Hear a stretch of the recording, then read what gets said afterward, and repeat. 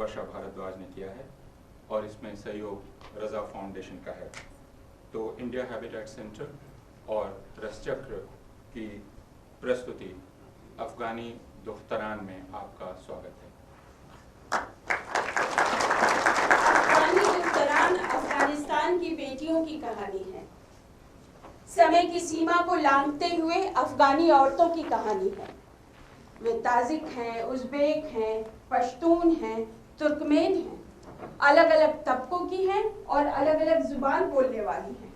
उन सब की जिंदगी आसान नहीं है, न इस सदी में, न पिछली सदी में, न उसके पहले के इतिहास में।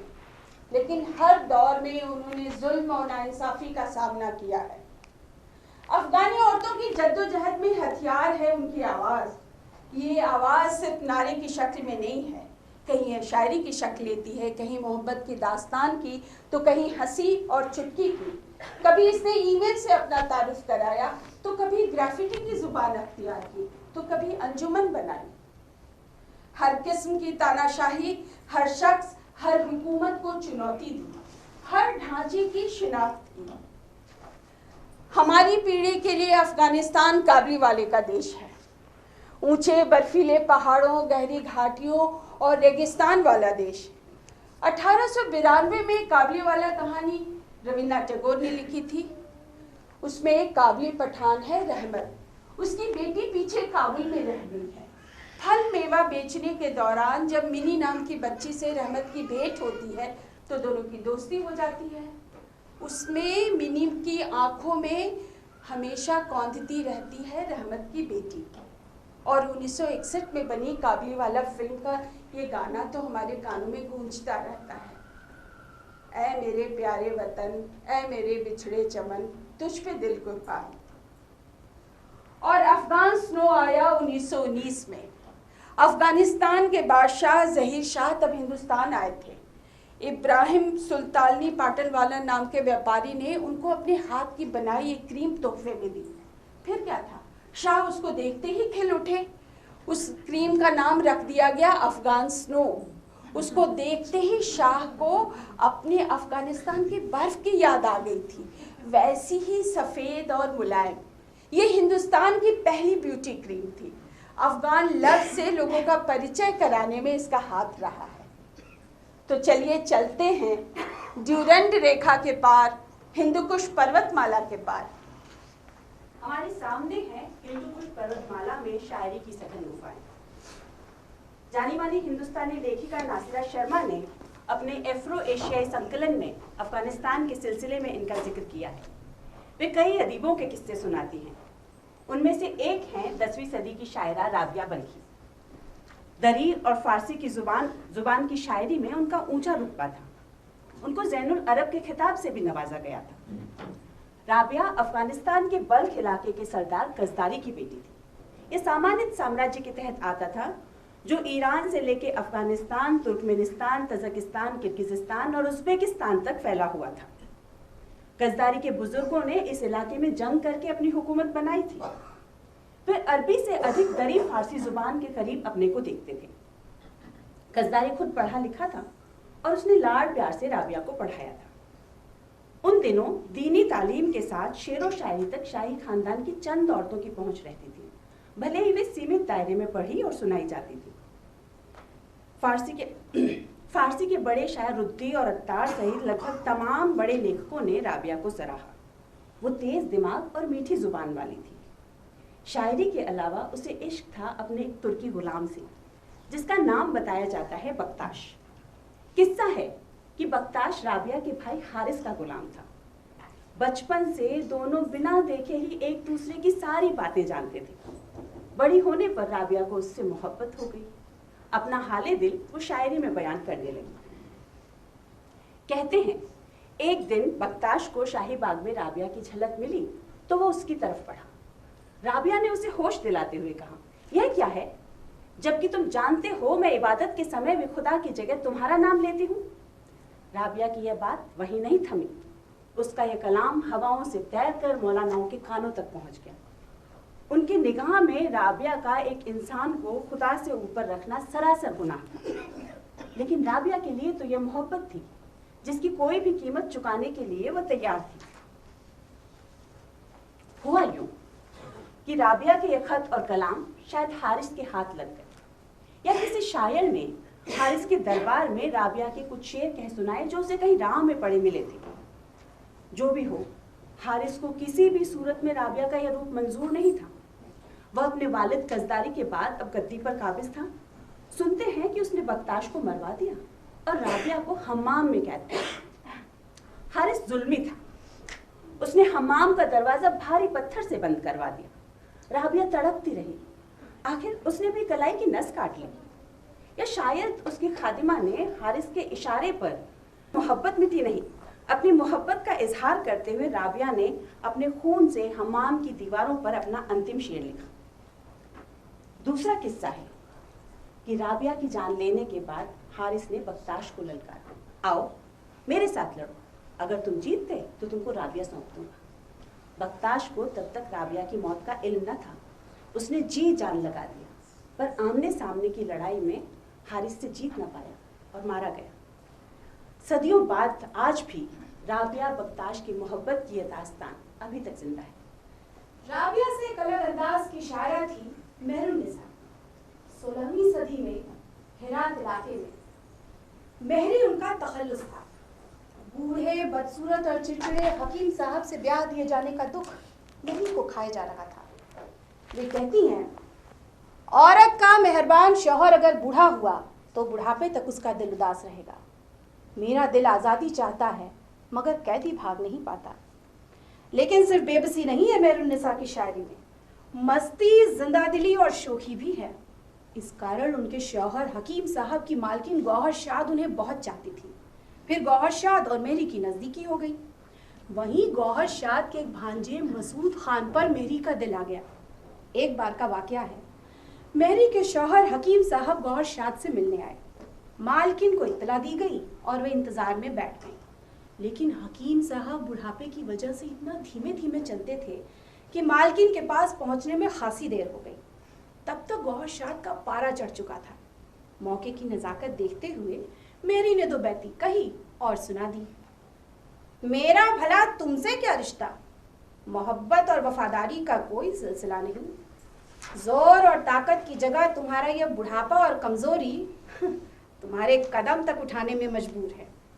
इस हाजिर जवाबी ने गौहर शाद का गुस्सा काफूर कर दिया।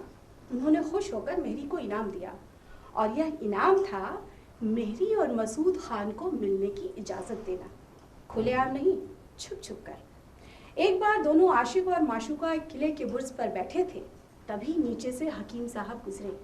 उन्हें देख मेहरी कह उठी, बुर्ज के ऊपर मैंने अपने को चांद की मानिंद उगाया।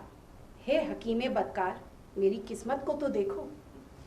ऐसी थी मेरी की ठसक, उसने इश्क और शायरी दोनों में शोहरत कमाई। 18वीं 19वीं सदी की आयशा अफगान का भी शायरी में बड़ा नाम था। ताकतवर बरकज़ई वंश में पैदा हुई शायरा बड़ी ज़हीन थी। अरबी फारसी अदब और इस्लामी तालीम में उसका अच्छा खासा दखल था। आयशा तैमूर शाह दुर्रानी की बेगम थी, इसलिए उसे आयशा दुर्रानी भी कहा जाता है। तैमूर शाह के वालिद अहमद शाह अब्दाली और दुर्रानी ने दुर्रानी साम्राज्य की बुनियाद रखी थी। वो नादिर शाह के कत्ल के बाद अफगानिस्तान की गद्दी पर बैठा था। बड़े खानदान से ताल्लुक रखने वाली आयशा की माँ भी शायरा थी। बेटी ने उनका हुनर लिया। 20 साल की उम्र से आयशा ने लिखना शुरू किया। वो कसीदा, गजल, मरसिया सब लिखती थी। 1882 में उसका 336 पन्नों का दीवान शाया हुआ। छपाई लिथोग्राफी थी। अफगानिस्तान में जो सबसे पहले किताबें छपी थी उसमें आयशा का ये कलेक्टेड वर्क्स था। शायरी के अलावा आयशा को अफगानिस्तान में लड़कियों का पहला स्कूल खोलने का भी श्रेय है। वो अपने बेटे फैज को बहुत प्यार करती थी। वो तोपची था। कश्मीर में एक हादसे में भरी जवानी में उसकी मौत हो गई। बेटे को खोने के बाद आयशा खुश होने लगी और फिर जल्दी ही उसने इस दुनिया को अलविदा कह दिया। अपनी बेखुदी का बयान आयशा कुछ यूं करती है, अजीब हालत है मेरी, खुद को नहीं पहचानती, कौन हूँ, कहाँ थी, अपनी सोच में परेशान हूँ। कभी तख्ते सुल्तानी तो कभी फकीरी से हैरान हूँ, कभी दीवानगी, कभी होशमंदी के जलवे, कभी रोती हूँ बादल बन, कभी गुंचों में हंसती हूँ, कभी इश्क में डूबी हूँ, शमा की तरह पिघलती हूँ। अब 19वीं सदी से गुजरते हुए 20वीं सदी में आ जाएंगे। इसमें दो शायरा थी, मकफी बदख्शी और महजूबा हेरावी। दोनों दो जिस्म एक जान की तरह।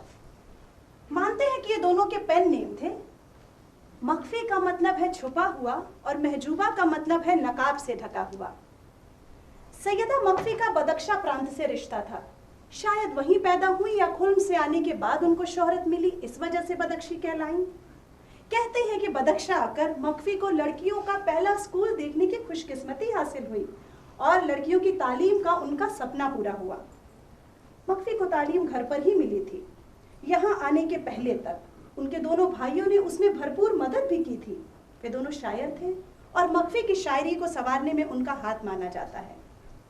मकफी का जन्म 1876 में हुआ या 1916 में, इसको लेकर एक राय नहीं है। मौत का साल 1963 है। एक अमीर घर में पैदा हुई मकफी की जिंदगी आसान नहीं थी। अपने आकाओं से मुख्तलिफ राय रखने के कारण उनके खानदान को कई बार अपनी जगह छोड़नी पड़ी। दर बदर भटकते हुए मकफी ने कैद भी झेली, वालिद और भाइयों की मौत को भी झेला। खुद मुख्तार तो ऐसी थी कि एक बार जब बादशाह ने बुलावा भेजा तो मकफी ने जाने से इनकार कर दिया। आगे जाकर महजूबा से मकफी की दोस्ती हुई, जो हेरात प्रांत की रहने वाली थी। उनका समय था 1906 से 1966। दोनों की दोस्ती खतों किताबत से मजबूत होती चली गई। दोनों अफगानिस्तान के दो छोर पर थी, लेकिन शायरी ने दोनों को एक दूसरे से जोड़ रखा था। अपने गीत में मकफी महजूबा को कहती हैं, तुम्हारा जो खत आया सफेद चादर पर आहिस्ता आहिस्ता, जैसे चमन के चारों तरफ उगाया हो सब्जा आहिस्ता आहिस्ता। मेरी जान फिदा हो कासिद तुम पर, जो मेरा खत पहुंचाया वहां तक। धीरे धीरे करके मेरा हाल भी कह सुनाया आहिस्ता आहिस्ता। महजूबा का मायका तो अच्छा था, लेकिन उनकी शादी जिससे हुई वो खुशकिदिल था। उन्होंने मुखलिसी के साथ औरतों के साथ हो रहे जुल्म को बड़े करीब से देखा था। महजूबा ने मकफी को एक खत में लिखा, मेरी बहन शायरा, क्या बताऊं कि मैं इस बात से कितनी रंजिदा हूं कि मैं क्यों कर शायरा बनी। दूसरे क्यों एक ऐसे मर्द की बीवी बनी जो खुद गर्ज है, तंग नजर है और अपने पर ही इतराता है। एक दिन वो मुझसे कहने लगा, बुलबुल तूती और मैना पिंजड़े में बंद कैसा दर्दनाक गीत गाती। अब क्या बताऊं, मेरे पास बल्ख, काबुल, फारियाब से ढेरों खत आते हैं। एक काबुली शायर है, वही हबीब नवाबी, जिसको तुम भी जानती हो। उसने मेरी फोटो मांगी है। उसकी इस ख्वाहिश को पढ़कर मुझ जैसी कैदी शायरा थोड़ी देर के लिए खुश हो गई, मगर वो क्या जाने मेरी परेशानी और मेरी बंदिशें। उसको क्या मालूम कि किसी ने मेरी चादर का किनारा तक बाहर नहीं देखा है। ऐसे में मेरी फोटो होना क्या मुमकिन है। साफ गोई महजूबा की खासियत है और इसके बूते वो लगातार लिखती रही, छपती रही, अदीबों से मिलती रही, महफिलों में शिरकत करती रही। 20वीं सदी की आखिरी दहाइयों में अफगानिस्तान में भारी उथल पुथल मची थी। सरकार और कट्टरपंथी जमात के बीच आम लोग पिस रहे थे। उन पर जुल्म ढाए जा रहे थे। चलिए उस दौर के बारे में जोया की जुबानी सुनते हैं। जोया की अम्मी इनकलाबी दस्ते से जुड़ी थी। बड़ी होकर जोया भी उनमें शामिल हो गई थी, लेकिन जब वह छोटी ही थी तो अमन और इंसाफ के लिए लड़ते लड़ते उसके अम्मी अब्बू मारे गए और उसको दादी के साथ अपना वतन छोड़ना पड़ा। जोया बताती हैं, जहां तक मुझे याद आता है मैंने अपनी अम्मी को हमेशा ही अपने से दूर पाया। वो लंबी और छरहरी थी, उसकी आंखें काली और बाल बहुत सुंदर थे। जब भी उसे समय मिलता तो वो मेरे लिए चिकन चावल और मेमने के गोश्त जैसा कुछ खास बना देती थी। खाने के बाद अक्सर हम लुका छिपी खेलते। वह खेल में मुझको चकमा दे देती थी। अम्मी सुबह घर से निकलती और देर शाम घर लौटती थी। बहुत थकी हुई होती थी। वो आखिर क्या काम करती है ये मेरी पूछने की कभी उससे हिम्मत ही नहीं हुई। मैं बस इतना ही जानती थी कि वो हर शाम घर जरूर लौट आएगी। एक बार नसीमा खाला घर आई थी। उस समय मैं 5 साल की थी। मैंने नसीमा खाला को अम्मी से ये कहते सुना कि अपने शौहर और इकलौती बेटी के बारे में तो सोचो, तुम्हें कोई और काम करना चाहिए, ताकि तुम्हारी जिंदगी बेहतर हो सके। तब अम्मी ने कहा, किसी ने यह काम मेरे ऊपर थोपा नहीं है, यह मेरा अपना फैसला है। नसीमा खाला ने अम्मी को फिर समझाना चाहा था, लेकिन जोखिमों के बारे में तो सोचो। तुम तमाम खतरनाक जगहों पर जाती हो, पुलिस और खुफिया लोगों की हरकत कितनी बढ़ गई है, सोचो तो भला। इस पर अम्मी ने एकदम से कहा, मैं जो करती हूं वही मेरे लिए जरूरी है। एक दिन की बात है, मैं अब्बू के साथ घर की छत पर पतंग उड़ा रही थी। वो दिन उन बिरले दिनों में था जब अब्बू को मेरे साथ समय बिताने का मौका मिला था। छत के एक कोने में टमाटर सूख रहे थे। मुझे उन टमाटरों से दूर हटकर पतंग उड़ाना था। मुझसे डोर अक्सर फिसल जाती थी और पतंग मुझे टाटा कहकर आसमान में उड़ जाती थी, मीनारों और मस्जिदों के ऊपर। उन दिनों काबुल के आसमान में अक्सर पतंगों की होड़ लगी रहती थी। चिड़ियों से ज्यादा तो पतंग दिखती थी। तभी अचानक दरवाजे पर किसी ने दस्तक दी। अब्बू ने मुझे नीचे भेजा। मैं धीरे धीरे सीढ़ियों से उतरी और बागीचा पार करके दरवाजा खोला। वहां पीले रंग का गंदा सा बुर्का ओढ़े एक औरत खड़ी थी। वो अकेली थी। मैंने पहले भी सड़कों पर बुर्कों से ढकी औरतों को देखा था और यह भी सुना था कि जब 1959 में वजीर आजम और दूसरे मिनिस्टर पहली बार अवाम के सामने आए थे तो बहुत जबरदस्त हंगामा हुआ था। कारण था कि उनकी बीवियां और बेटियां बिना बुर्के के थीं। इससे नाराज होकर मुल्लाओं ने दंगे भड़का दिए थे। उन पर काबू पाने के लिए फौज का इस्तेमाल करना पड़ा था। उस घटना के 5 बरस बाद हमारे नए दस्तूर, हमारे संविधान ने मर्दों और औरतों को बराबरी का हक देने का ऐलान किया। सरकार ने कहा कि लड़कियों को अपना शौहर चुनने की आजादी मिलनी चाहिए। औरतों की तालीम को भी जरूरी करार दिया। तो मुल्ला फिर भड़क उठे। वे मुल्क के देहाती इलाकों में ज्यादा ताकतवर थे। उस दिन मैं उस पीले बुर्के वाली औरत को घर के भीतर नहीं आने देना चाहती थी। मैं उसकी आंखों के रंग से भी अनजान थी। तभी उसने गहरे मर्दाना आवाज में कहा, मेरी प्यारी जोया, तुम मुझे अंदर क्यों नहीं आने देती? मैं हैरान हो गई, एकदम से डर गई। उसने भीतर से दरवाजा बंद कर दिया और फट से अपना बुर्का उठा दिया। अरे वो मेरी अम्मी थी। मुझे चैन आया। उसे जकड़ते हुए मैंने पूछ ही डाला कि अम्मी, क्यों तुमने ऐसा बुर्का पहन रखा था? मुझे मालूम था कि अम्मी को बुर्के में औरत थकी हारी मालूम होती थी, लेकिन आज मेरे सवाल पर हंसते हुए उसने कहा, बुर्का बड़ा खूबसूरत था। मैं जानती थी कि वो मजाक कर रही है। फिर अम्मी मेरे साथ छत पर आ गई, जहां अब्बू पहले से ही मौजूद थे। मेरी अम्मी अब्बू की तरह पतंग उड़ाने में माहिर नहीं थी, मगर हमारे संग उस दिन पतंग उड़ाने का मजा उसने खूब लिया। अम्मी को बुर्का पहने देखने की मेरी वह पहली याद थी। बहुत बाद में जाकर पता चला कि उसने उस रोज अपनी जान बचाने के लिए बुर्का पहन रखा था। तब शहर में मुजाहिदीन और रूसी लोगों के बीच लड़ाई चल रही थी। 1984 के फरवरी की बात है ये। मैं तब 6 साल की थी। अक्सर जब सुबह मुर्गे बांग देते और मस्जिद में अजान शुरू होती थी तो मैं बस थोड़ी देर के लिए जग जाती थी। मेरी दादी अजान सुनते ही फौरन बिस्तर छोड़ देती और नमाज पढ़ने लगती थी। मैं तो फिर सो जाती थी। लेकिन वो दिन एकदम अलग थी। केवल दीमकों की कुर्सी के कुतरने की आवाज आ रही थी। आखिर मेरी नींद टूटी कैसे? दरअसल जमीन पर धड़ाम से गिरने जैसी आवाज बार बार आ रही थी। मैंने कंबल फेंक दिया और नाइट शर्ट में नंगे पांव कमरे से निकल आई। बागीचा पार कर मैं दादी के कमरे में उसके बिस्तर में घुस गई। दादी सुत्ती कम थी और उस समय वो गाढ़ी नींद में भी थी। वो बुदबुदाई, क्या हो रहा है? दादी जरा सुनो, ये क्या है? 17 साल तक स्टीव को भी इस अफगान गर्ल का असली नाम नहीं पता था। स्टीव ने पाकिस्तान के एक रिफ्यूजी कैंप में पढ़ रही अफगानी लड़कियों की कई फोटो खींची थी। ये फोटो उन्हीं में से एक थी। ऑस्ट्रेलियाई प्रोफेसर वीरा मैकी इसे कुछ यूं देखती हैं। इस फोटो को गौर से देखिए। शरबत गुल की आंखें अनूठी हैं।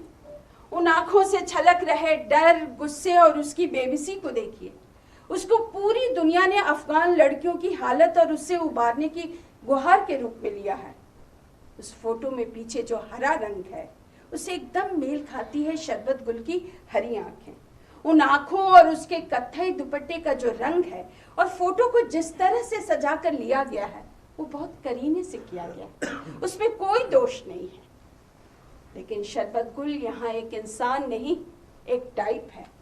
वो अफगान लड़कियों की बदहाली की नुमाइंदगी करती हुई पेश की गई है। वो सभी अफगान लड़कियों और औरतों की तरफ से बोलती हुई सुनाई पड़ने लगती है, जबकि उसकी फोटो स्थिर है, खामोश है, अनाम है। इस नुमाइश के बाद एक नई अमेरिकी कवायद शुरू होती है और वो कवायद है नए सिरे से शरबत गुल को खोजने और उसका हाल पता करने की। ध्यान रहे, ये वो दौर है जब 11 सितंबर 2001 को अमेरिका के ट्विन टावर पर आतंकवादी हमला हुआ है और अफगानिस्तान और ओसामा बिन लादेन का नाम सुर्खियों में है। महीनों की खोजबीन के बाद स्टीव की टीम शरबत गुल को लाखों करोड़ों अफगानी औरतों के बीच से खोज निकालती है। जाहिर है कि अमेरिका के इशारे पर अफगानी सरकार ने मदद की और अप्रैल 2002 में एक बार फिर नेशनल ज्योग्राफिक मैगजीन के कवर पर शरबत गुल दिखी। इस बार उसके दो रूप हैं। अभी की 3 बच्चों की माँ जो बैंगनी बुर्के से ढकी है और उसके हाथ में है 1985 की बिना बुर्के के सीधे कैमरे में झांकती अपनी ही तस्वीर। स्टीव मैककरी की अफगान गर्ल की तलाश पर फिल्म भी बनी है। उसको देखकर ऐसा लगता है जैसे पहली दुनिया ने तीसरी दुनिया की खोज की हो। यह खोज मानो समय के चौखटे से परे हो, जिसमें खोज करने वाले को ताकतवर और ऊंचे पायदान पर रखा जाता है। इस सब को औरत, जमीन और राष्ट्र के त्रिकोणीय रिश्तों के रूप में भी देखना चाहिए। कहीं ना कहीं अफगानिस्तान पर अमेरिकी हमले को जायज ठहराती हैं शरबत गुल की तस्वीरें। इसी तरह टाइम मैगजीन के कवर पे छपी बीबी आयशा की फोटो को देखना होगा। लहरदार बालों वाले कमसिन चेहरे में कटी नाक। ये फोटोग्राफर थी जोडी बीवर। वो जब ये फोटो ले रही थी तो उसका ध्यान आयशा की गरिमा, उसकी डिग्निटी, उसकी खूबसूरती दिखाने पे था, पीड़िता नहीं। मगर लोगों को आयशा की फोटो में तालिबान के जुल्म का खौफ पहले दिखा। मालूम हुआ कि आयशा जुल्मी ससुराल वालों के चंगुल से निकल भागने की कोशिश कर रही थी। सजा के तौर पर तालिबान कमांडर ने उसके नाक कान काट दिए। और टाइम मैगजीन के कवर पर इस फोटो की बगल में स्टोरी का टाइटल था, क्या होगा जब हम अफगानिस्तान छोड़ेंगे। असल में ऐसी फोटो अमेरिका जैसे ताकतवर देशों और अफगानिस्तान के बीच पावर रिलेशंस, सत्ता संबंधों को दिखाती हैं। वे दूसरे मुल्क की औरतों की हिफाजत करने के नाम पर उनके भीतरी मामलों में दखलंदाजी करने को जायज ठहराती हैं। प्रतिरोध का, रेजिस्टेंस का स्वर कहीं भी एक जैसा नहीं होता है, सो अफगानी औरतों का भी अलग अलग तेवर हमें देखने के लिए मिलता है। इनकी झलक अमरीकी पत्रकार और शायरा एलाइजा ग्रिसवल्ड की किताब I am the beggar of the world में मिलती है। जैसे जब बहनें बैठती हैं एक साथ, वे हमेशा ही अपने भाइयों की तारीफ करती हैं। जब भाई बैठते हैं एक साथ, वे अपनी बहनों को दूसरों को बेच रहे होते हैं। या अपने ख्वाब में मैं राष्ट्रपति हूँ, जब मैं जागती हूँ तो मैं दुनिया की भिखारन हूँ। कई साल पहले एलाइजा ने शरणार्थी शिविरों और दूर दराज के गांवों में शादियों और घोड़ों के फार्म पर घूम घूम कर अनाम अफगानी औरतों की कविताओं को इकट्ठा किया था। यह अफगानी लोक कविता लांडे कहलाती है। एलाइजा के शब्दों में खानाबदोशों और किसानों की पैदावार कह सकते हैं लांडे को। स्याह व्यंग, बातों की चुभन और खूबसूरती के साथ साथ इनकी गुमनाम प्रकृति लांडे को ताकतवर बना देती है। इनको अमूमन शादियों के मौकों पर और खेतों में दिन भर काम करने के बाद आग के पास बैठकर औरतें सदियों से गाती आ रही हैं, पीढ़ी दर पीढ़ी, खामोशी से और छुप छुपा कर। क्योंकि औरतों का गाना और कविता लिखना तो वहां हराम माना जाता है। लांडे लफ्ज का अर्थ है छोटा जहरीला सांप। ये दोहे जैसा है, 2 पंक्ति का, जो एक व्यक्ति से दूसरे तक बोल सुनकर पहुंचता है। हम जानते हैं कि इंडो यूरोपियन भाषा की दो शाखा इंडो आर्यन और इंडो ईरानियन के रूप में फारसी और संस्कृत फली फूली है। इसीलिए वैदिक मंत्रों के समानांतर लांडे के इतिहास को खोजा जाता रहा है। जरूरी नहीं कि लांडे छंदोबद्ध हो। पश्तूनों में लांडे कहां से और कब आया ये किसी को पक्का मालूम नहीं। शायद इस इलाके में आने हजारों साल पहले आने वाले इंडो आर्यन कारवां में संवाद के रूप में ये शुरू हुआ। इतना तो पक्का है कि इस्लाम के आने से कहीं पहले से लांडे का वजूद है। एक पोशीदा जुबान, गुप्त भाषा की तरह है लांडे, जिसमें औरतों के विद्रोह और उनकी चाहत दोनों को जुबान मिली है। लांडे के कुछ नियम हैं। इसमें 22 सिलेबल होने चाहिए, 9 पहली पंक्ति में और 13 सिलेबल दूसरी पंक्ति में। इसका अंत म या न अक्षर से होना चाहिए। इसमें इन 5 में से कम एक विषय का होना जरूरी है: प्यार, जंग, वतन, जुदाई और गम। याद रखें कि इस गम का वास्ता सिर्फ पश्तून औरतों से ही है। लांडे की तलाश एलाइजा ग्रिसवल्ड को राहिला मुस्का तक खींच लाई थी। यह एक ऐसी नौजवान लड़की की कहानी है, खुदकुशी ने जिसकी जान ले ली क्योंकि उसके परिवार के लोग उसे कविता लिखने की इजाजत नहीं देते थे। पश्तो जबान में राहिला मुस्का का अर्थ है मोहब्बत की मुस्कान, और यह उसका तखल्लुस था। जंग में तहस नहस हो चुके हेलमंड प्रांत के एक सुदूर गांव गिरेश में रहती थी राहिला। इसी नाम से वो गुपचुप शायरी करती थी। उसका असली नाम जरमिना था। एक दिन घर पर बैठी मुस्का रेडियो पर मिरमन बहीर की औरतों को सुन रही थी। मिरमन बहीर एक अदबी अंजुमन है जिसकी शुरुआत पॉलिटिकल लीडर और लेखिका सहरा शरीफ ने 2010 में की थी। पहले उनका इरादा था कि एक ऐसी अंजुमन बनाई जाए जहां उनके शहर काबुल की पेशेवर औरतें, टीचर, गर्ल्स, स्टूडेंट्स सब मिल बैठकर अपना लिखा साझा कर सकें, उस पर चर्चा कर सकें, उस पर बातें कर सकें। इसके लिए हर शनिवार की दोपहर मुकर्रर हुई। धीरे धीरे इसका दायरा बढ़ता गया। अब तो नौजवान से लेकर अधेड़ औरतें सब इसमें शिरकत करती हैं। प्रोफेसर से लेकर अक्षर न चिन्हने वाली खातून तक, शहर से लेकर दूर दराज गांव तक। मिरमन बहीर कविता की एक हॉटलाइन भी चलाती हैं जिसकी फोन लाइन पर लड़कियां कॉल करके अपनी शायरी, अफसाने उन सबको सुना सकते हैं जो सुनने की ख्वाहिश रखते हैं। रेडियो के जरिए ही यह हॉटलाइन नंबर राहिला मुस्का जैसी लड़कियों तक पहुंचा। यह उस वक्त की बात है जिन दिनों अफगानिस्तान में रेडियो पर औरतों के जाने पर पाबंदी नहीं थी। इस प्रोग्राम ने मुस्का के लिए एक नई खिड़की खोल दी। रेडियो पर ढेर सारी औरतों के कलाम सुनने के बाद मुस्का को लगा कि ये उसकी अपनी दुनिया है। वह फिर नियम से मिरमन बहीर की हॉटलाइन को कॉल करने लगी। उन दिनों उसका स्कूल जाना बंद हो चुका था। हॉटलाइन उसके दिल की बात सुनाने का एक जरिया बन गई और देखते ही देखते बाकी लड़कियों के बीच मुस्का की धाक जम गई। एक रोज मुस्का जोर जोर से फोन पर अपनी मोहब्बत का तराना पढ़ रही थी। तभी उसके भाइयों ने सुन लिया। उनको लगा कि वह शायद अपने आशिक से बात कर रही है, न कि काबुल में मौजूद औरतों की मंडली से। उन्होंने उसे बहुत मारा और कहा कि अगर वह लिखने से बाज नहीं आती है तो वे उसे जान से मार देंगे। पर मुस्का ने लिखना बंद नहीं किया और भाई लोगों को इसका पता चल गया। अगली बार जब उसको फिर मारा पीटा गया तो उसने खुद ही अपनी जान लेने की सोची। मुस्का के घर वाले उसे अपनी मर्जी से शादी करने की इजाजत भी नहीं दे रहे थे। इस बात ने भी उसकी जीने की ख्वाहिश खत्म कर दी थी। एक दिन उसने खुद को आग के हवाले कर लिया। 2010 के बसंत की बात है। एक रोज मिरमन बहीर की मंडली को अपने फोन कॉल में मुस्का ने बताया कि वो अस्पताल में भर्ती है और उसका जिंदा बचना अब मुश्किल है। और सचमुच वही हुआ। वह उसका आखिरी कॉल था। मुस्का की शायरी को भी बचाया नहीं जा सका। उसने अपना लिखा जो कुछ फोन पर सुनाया था वो रिकॉर्ड न हो सका था। मुस्का के अब्बा ने उसकी डायरी फाड़ दी जिसमें उसने अपने जज्बात को दर्ज कर रखा था और उसे नापाक मानकर आग के हवाले कर दिया। मुस्का की जो एक कविता बची वह लांडे है। मैं पुकारती हूं, तुम पत्थर हो। एक दिन तुम मुझे ढूंढोगे और पाओगे कि मैं मर चुकी रहूंगी। पर लांडे में पश्तून औरतों की रंग बिरंगी जिंदगी भी झिलमिलाती है। आपके लिए लांडे की कुछ लड़ियां पेश हैं। पश्तून औरतें देश और घर के भीतर बैठे मर्दों पर जुल्म पर बेखौफ तरीके से बोलती हैं। मेरे बाप, तुमने मुझे एक बूढ़े इंसान को बेच दिया। अल्लाह तुम्हारे घर तबाह कर दे। मैं तो तुम्हारी बेटी थी। हल्के फुल्के लांडे का ताजा उदाहरण सुनिए।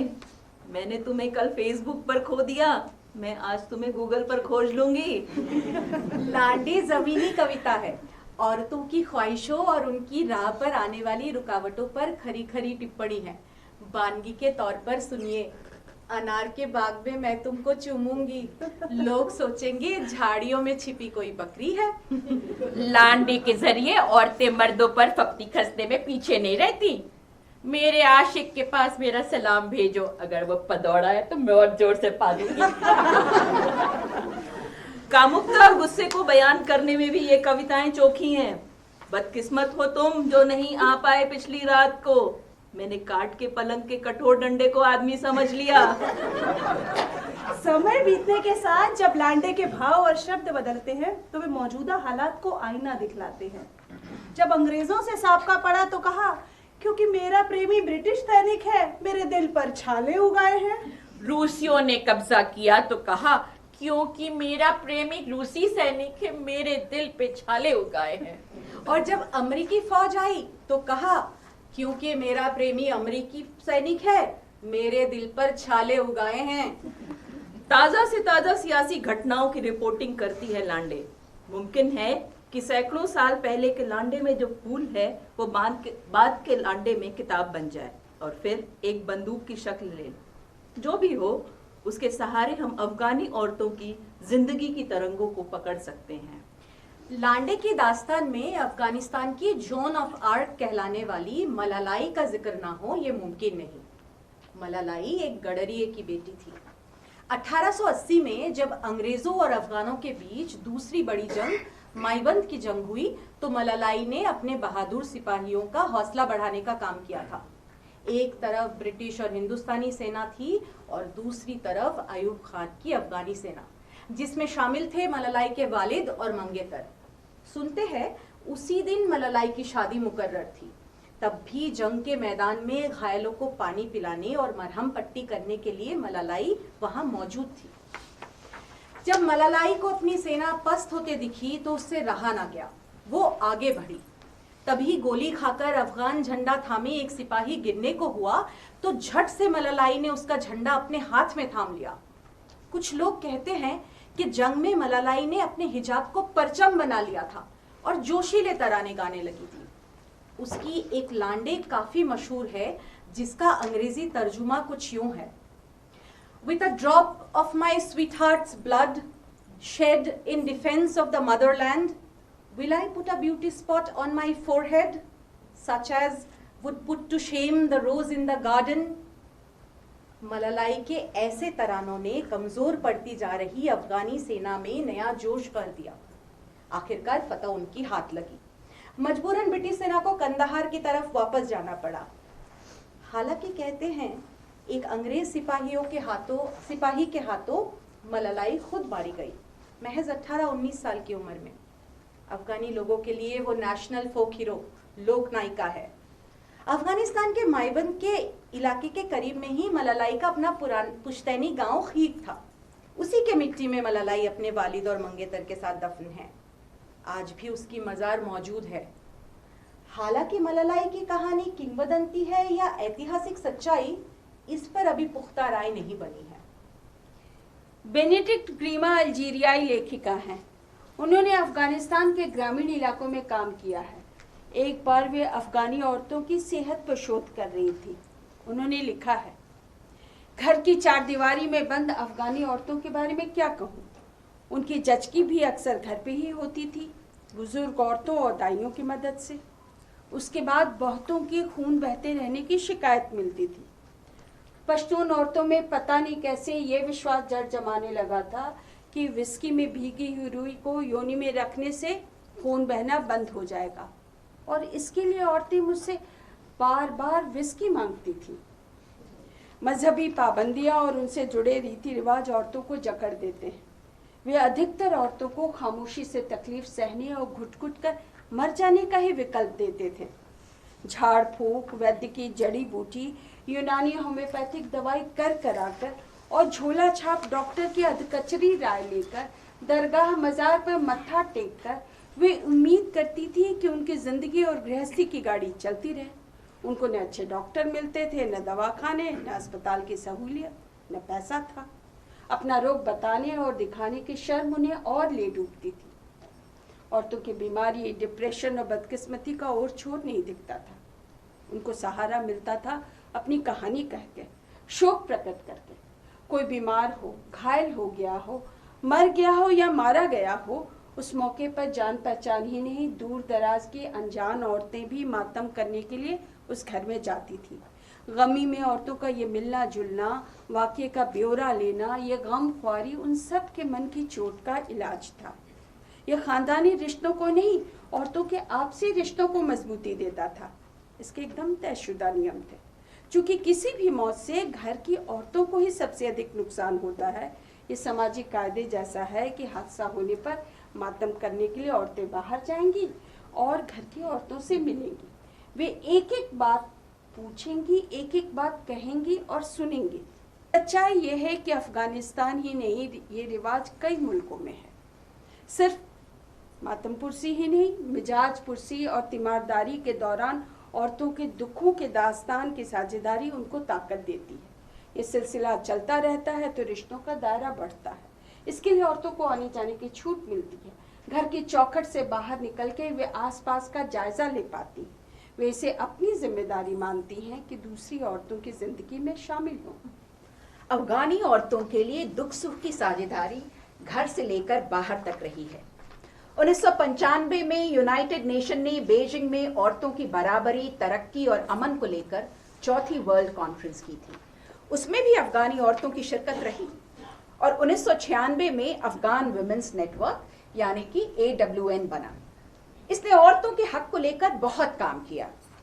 यहाँ Afghan women's writing project AWWP को देखना भी दिलचस्प होगा, जो समर्पित है जरमीना को। नवंबर 1999 में काबुल में लोगों से खचाखच भरे हुए गाजी फुटबॉल स्टेडियम में 7 बच्चों की मां जरमीना को सजा दी गई थी। घुटनों के बल बैठी जरमीना को गोलियों से छलनी कर दिया गया था। उसका जुर्म था पति का कत्ल। इसी घटना ने मई 2009 में AWWP की नींव रखी थी। आगे चलकर इसने अनगिनत औरतों की आवाज को कलमबंद किया। इसको शुरू करने वाली अमरीकी पत्रकार और नॉवल निगार माशा हैमिल्टन को लगा था कि जैसे जिंदा रहने के लिए खाना चाहिए, वैसे ही औरतों को अपनी बात कहने के लिए मौका चाहिए। वे अपनी कहानी कहने को ह्यूमन राइट मानती हैं। प्रोजेक्ट के ऐलान के तुरंत बाद उसमें दिलचस्पी दिखाते हुए एक रोज माशा हैमिल्टन को सवेरे सवेरे 7:44 पर एक ईमेल मिला। सब्जेक्ट में लिखा था, इट्स मी। हेलो प्रियम, मेरा नाम तबस्सुम है और मेरा अंतिम नाम हसल है, जिसका मतलब होता है शहद। मैं काबुल से हूं और मेरा रिश्ता तय हो गया है। मैंने अंग्रेजी की पढ़ाई की है और लगता है कि अंग्रेजी बेहतर करने में मुझे थोड़ा और वक्त लगेगा। मेरी अदब में दिलचस्पी है और कभी कभी कविता की जुबान में मैं अपने दर्द को लिखती हूँ। शुक्रिया तबस्सुम। तबस्सुम के सपने थे। जल्दी ही वह AWWP का हिस्सा हो गई। उसे लिखने के लिए कंप्यूटर मिला, जिसे अपने घर में ही उसे छिपाकर रखना पड़ता था। कभी छत पर, कभी मवेशियों के चारे के नीचे, तो कभी जलावन की लकड़ी के ढेर में। और गांव से दूर इंटरनेट कैफे में जाकर AWWP ब्लॉग के लिए अपनी कविता भेजना उसके लिए अच्छा खासा जोखिम था। कभी कभी जब उसका भाई घर आता था तो चुपके से वह अपनी कविता उसके हाथों भिजवा देती थी। लिखने की अपनी तड़प के आगे तबस्सुम ने हर किस्म का जोखिम उठाया। उसने एक और ईमेल में बताया था, इस प्रोजेक्ट के लिए आज मैं बहुत दूर से आई हूं, 4 घंटे चलकर। क्या यह लंबा नहीं है? नहीं, लिखने में मेरी दिलचस्पी के लिहाज से यह मुझे लंबा नहीं लगा, लेकिन काबुल आने के लिए मेरे साथ हर वक्त एक मर्द का होना जरूरी है। मुझे यह देखकर बड़ा अजीब लगता है कि पूरे दिन सब लोग करजई सरकार के साथ काम करते हैं और वही लोग रात में तालिबान हैं। इसलिए किसी पर भरोसा मत करो। मेरे भाइयों में से एक भाई को छोड़कर किसी को कानों कान तक खबर नहीं है कि मैं लिखती हूँ। वो भाई मुझे लिखने का हौसला देता है, भले मेरा लिखा अच्छा हो या ना हो। और मैं अपनी कंप्यूटर की बहुत शुक्रगुजार हूँ कि यह काम करता है। मैं खुश हूँ। मुझे लगता है कि मैं माँ हूँ और यह लैपटॉप मेरा बच्चा है, जिसको मैं बहुत प्यार करती हूँ। इसकी अच्छे से देख रेख करती हूँ। तबस्सुम की पहली कविता थी मुस्कुराओ। जब तुम मुस्कुराती हो दर्द पहाड़ों में जा छिपते हैं। रहूंगी, मुस्कुराओ कि जिंदगी छोटी है। मगर प्रोजेक्ट पर ईसाई बनाने की मंशा का आरोप लगा तो तबस्सुम ने उनको ईमेल किया, आप हमारी जान ले सकते हैं लेकिन हमारा मजहब नहीं छीन सकते। हमें मारने के लिए आप एटम बॉम्ब का इस्तेमाल कर लीजिए लेकिन हमारे अकीदे से जरा भी छेड़छाड़ नहीं कीजिए।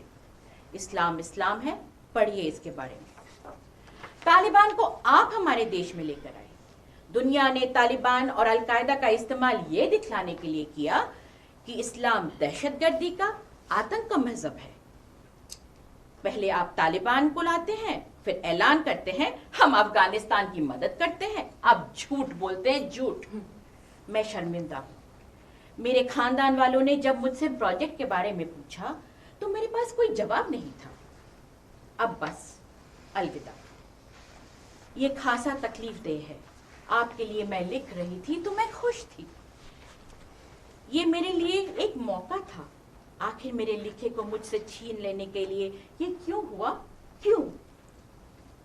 खैर, बाद में AWWP के लोगों ने तबस्सुम को भरोसा दिलाया कि उनका मकसद लोगों का मजहब बदलना या इस्लाम के खिलाफ प्रचार करना कतई नहीं था। तब राहत की सांस ली तबस्सुम ने। उसने लिखना जारी रखा। उसकी 15 कविताएं छपी। लॉस एंजलिस में एक प्रोग्राम में जब 2 नामी सितारों ने तबस्सुम की कविता पढ़ी थी तो उसकी खुशी का ठिकाना ना था।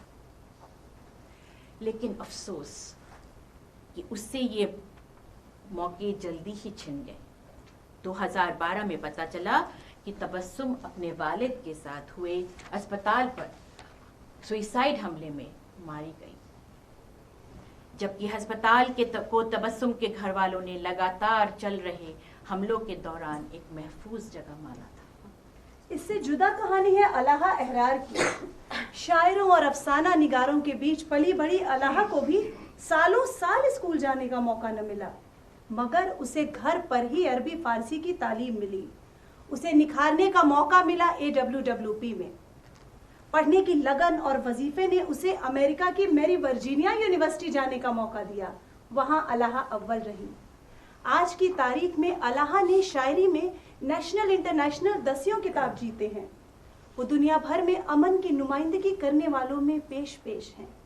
उनकी कविता चीत्कार करता और मातम मनाता है अफगानों का खून भी अमन की बात करती है। मातम मना रहे हैं धरती और आसमान दोनों, क्योंकि अफगानियों की सुबह शुरू होने को है मौत की चेतावनियों से। कुछ मुल्कों के पास है हवाई जहाज, चिड़िया और आसमान में उड़ते दूसरे प्राणी, लेकिन अफगानी जी रहे हैं जहां खून उड़ रहा है बादलों में और खेतों में। दीवारों पर है खून, बड़े बड़े कमरों में है खून, सड़कों पर है खून, नावों पर है खून, हर जगह फैला है खून। और किसके खून से सने हैं रास्ते?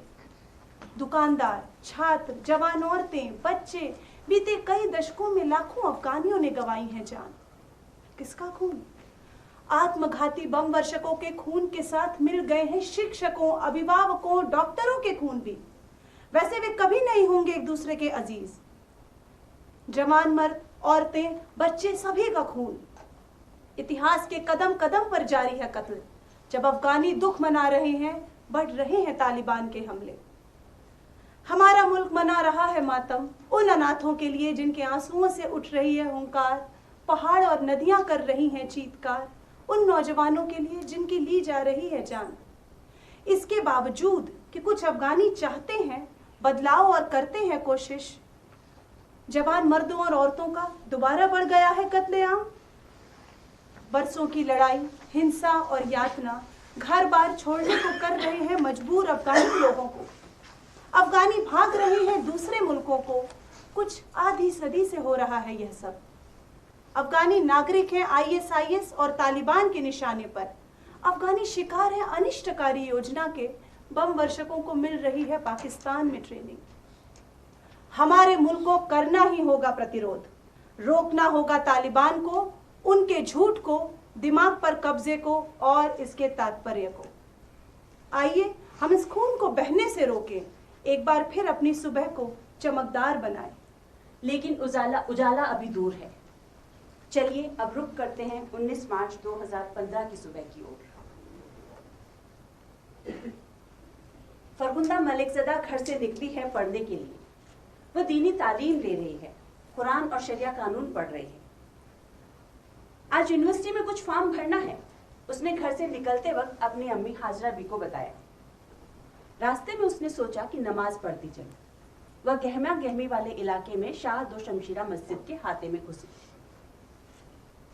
शाह दो शमशीरा मस्जिद, इस 2 मंजिला मस्जिद से काबुल नदी बहुत दूर नहीं है। वहां कुछ ताबीज जैसा बेच रहे थे जिन पर कुरान की आयतें लिखी थी। फरखुंदा को यह सब पसंद नहीं। अपनी इस्लाम की पढ़ाई के नाते वह जानती है कि यह गलत रिवाज है। वह ताबीज बेचने पर मस्जिद की देखभाल करने वाले बुजुर्ग को टोकती है। टोकाटाकी बहस में तब्दील हो जाती है। बुजुर्ग चिल्ला चिल्लाकर उस पर आरोप लगाने लगता है। अगल बगल के लड़के, इमारत वाले, राह चलने वाले सब जुट जाते हैं और फरखुंदा को घेर लेते हैं। यो फरखुंदा नाम का मतलब है खुश, सौभाग्यशाली, पवित्र। लेकिन फरखुंदा का नाम दुनिया ने जाना एक बदनसीब जवान अफगानी लड़की के रूप में, जिस पर आरोप लगा था कि उसने कुरान को जलाने का जुर्म किया है।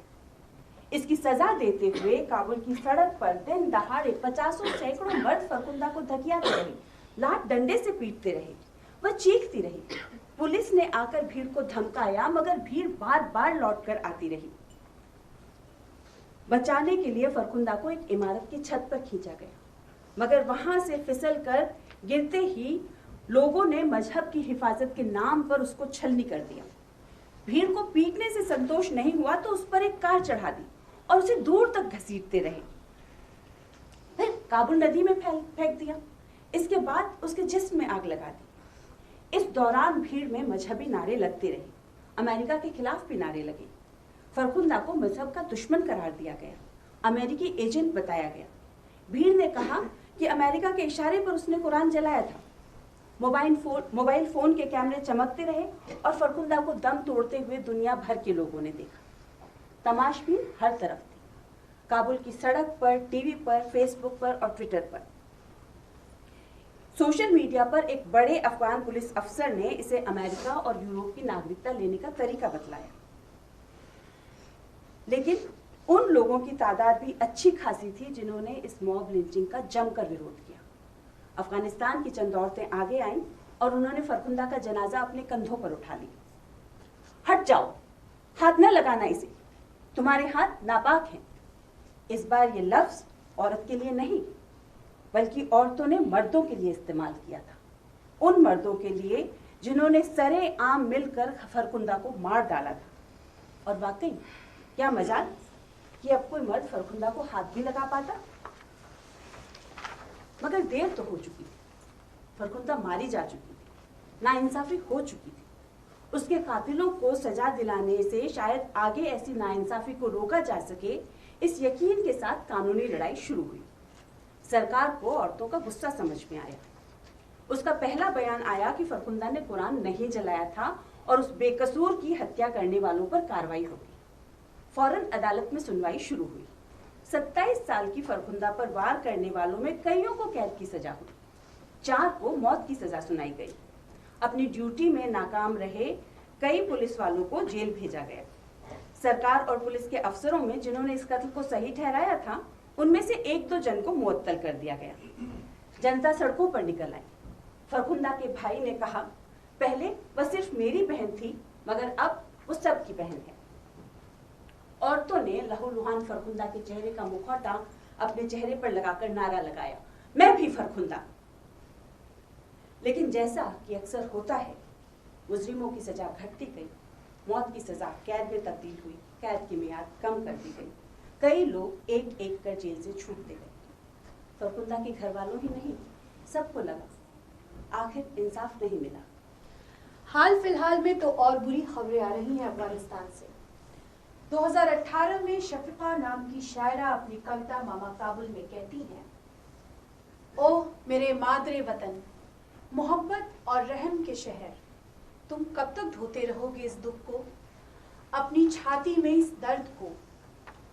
वे मार रहे हैं तुम्हारे शहरी को हर दिन, दुख से कितना टूट चुका है तुम्हारा दिल, कितना बड़ा है तुम्हारा दुख। ओह बेचारा मेरा शहर, नहीं थम रही है बेरहमी, तुम्हारी सड़कों पर नाच रही है मौत, हो रहा है कत्ल, तुम्हारी आंखों के सामने हो रहा तुम्हारे बच्चों का कत्लेआम, तुम्हारे पूरे बदन पर पसरी है ताजे खून की गंध, तुम्हारे दर्द को महसूस करती हूँ अपनी हड्डियों में, तुम्हारी हरी पोशाक अब है खून से लथपथ, खुशी से दमकता तुम्हारा चेहरा कुम्हला चुका है। तुम्हारे लिए कर सकती हूँ सिर्फ दुआ, अल्लाह तुम्हारे बुरे दिन दूर हो। दुआ में उठे शफीका के हाथ में जो कलम है वह अफगानी औरतों की हालत को बड़े फलक पर देखती है। उसके ढेरों लेख हैं जिनमें अफगानिस्तान की माली हालत, गरीब आवाम, लगातार चल रही जंग, दहशतगर्दी, तालिबान की खुरेजी के चलते तार तार होते जा रहे समाजी ताने बाने का ब्यौरा मिलता है। इन सब के पीछे जो जियोपॉलिटिक्स है, अफगानी समाज का जो पेट्रियार्कल और कबीलाई ढांचा है, कट्टरपंथी गुटों के साथ अफीम और हथियारों का बिजनेस है, वाकई उसे नजरअंदाज नहीं किया जा सकता। मार्के की बात यह है कि इस खूनो गारत के बीच भी अफगानी औरत चुप नहीं बैठी है। उसे एकदम से रास्ता नहीं सूझता है, बहुत बार उलझन होती है, मायूसी और बेहोशी छाती है, लेकिन औरतों का जीवट ही उनका सरमाया है। महनाज बादियां की कविता क्या गाऊंगी मैं पर जरा गौर फरमाइए। कोई हसरत नहीं मेरी जबान खोलने की, क्या गाऊंगी मैं जिससे नफरत किया जिंदगी ने, कोई फर्क नहीं गाने या ना गाने में, क्यों करनी चाहिए मुझे शीरी बातें जब भरी है मुझ में कड़वाहटें। मैं बेकार हो जाने के लिए पैदा हुई थी, सी देने चाहिए मेरे होंठ। लेकिन महनाज को मालूम है कि इतने लंबे वक्फे से रही हूं खामोश, पर कभी भूल नहीं सकी तराने, कि हर पल अपने दिल में गुनगुनाती रही हूं वे नगमे, खुद को ही याद दिलाती वो दिन कि जब तोड़ दूंगी ये कफस, उड़ जाऊंगी इस कैदे तन्हाई और उदास नगमों से दूर। पीपल का कमजोर पेड़ नहीं मैं, जिसे हिला जाए कोई भी हवा। और 21वीं सदी का एक नज़ारा ये है। हाल फिलहाल में अफगानिस्तान की दीवारों पर फुर्ती से कूंची चलाती शमशिया हसानी को देखिए। अफगान मुल्क की शमशिया की पैदाइश 1988 में ईरान में हुई थी। बड़ी होकर वे वापस अपने वतन आ गई। एक्रिलिक पेंट, ब्रश, स्टेंसिल थामे हुए शमशिया 15-20 मिनट में तस्वीरें बना डालती हैं और खतरे को भापती हुई गली कूचों से निकल जाती हैं। कभी कभी वे तस्वीरें पूरी भी नहीं कर पाती तो राह चलते लोग उन अधूरी तस्वीरों को पूरा कर देते हैं। शमशिया आर्ट टीचर हैं, पेंटर और ग्राफिटी कलाकार भी हैं, जिनकी कलाकारी के केंद्र में सपने देखती उड़ान को आतुर लड़ाकू अपनी आवाज बुलंद करने वाली अफगान लड़की है। काबुल के बम से टूटी हुई दीवारों, ढही हुई इमारतों, गली के नुक्कड़ की दुकानों को शमशिया ने अपने रंग से और सीधी तीखी लकीरों से जिंदा कर दिया है। लगातार चल रहे हमलों और मुल्क के भीतर छिड़ी लड़ाई की वजह से जो धुंधलापन है, मायूसी और बर्बादी है, उसके बीच शमशिया के चित्र रोशनी और उम्मीद बिखेरते हैं। शमशिया का कैनवस कुछ भी हो सकता है, किसी सरकारी दफ्तर की चारदीवारी या लावारिस पड़ा कोई टीम का पत्थर। उनकी ग्राफिटी में दस्तूरी अफगानी लिबास में औरतें गाती बजाती उछलती कूदती दिखती हैं, जो माजी को नहीं आने वाले कल को मुखातिब हैं। कभी उनके हाथ में गिटार होता है, कभी कीबोर्ड, कभी किताब, चिड़िया या फूल। बुर्का, हिजाब, नकाब सब है उनमें, लेकिन जुल्म के हथियार से अलग, जिसे औरत अपने तरीके से, अपनी सहूलियत से इस्तेमाल करती है, अपने मजहब, अपनी तहजीब की पहचान के रूप में उस पर दावा भी करती है। शमशिया के कई चित्रों में पारदर्शी स्कार्फ या हिजाब दिखता है जो बेड़ी नहीं है। कभी हवा में उड़ती लठ है तो कभी बिखरे बाल या लहराती चोटी। आंखों की बड़ी बड़ी बरौनियों वाले लड़कियों के चेहरे और नीले काले लाल रंगों के स्ट्रोक अपनी बात तीखे ढंग से रखते हैं। अमन, एकजुटता और बोलने की आज़ादी का तराना मालूम पड़ते हैं चित्र, खालिस राजनीतिक बयान की तरह। इसलिए उन पर हमले होते रहे हैं और आगे होते रहेंगे। हमने खबरों में देखा सुना है कि फैशन डिजाइनर हो, फिल्मकार, अफगानी सेना और पुलिस में मौजूद औरतें हों या ह्यूमन राइट्स एक्टिविस्ट, सब निशाने पर हैं। आम जन, आम औरतें, सब, इंसान ही नहीं, स्कूल, कॉलेज, संगठन, अंजुमन, इदारे, सब निशाने पर हैं। उन सब के दिलेरी दिखलाने, जूझने, मर मिटने के किस्से अनगिनत हैं। असल है जिंदगी में यकीन को जिंदा रखना और रास्ता खोजना।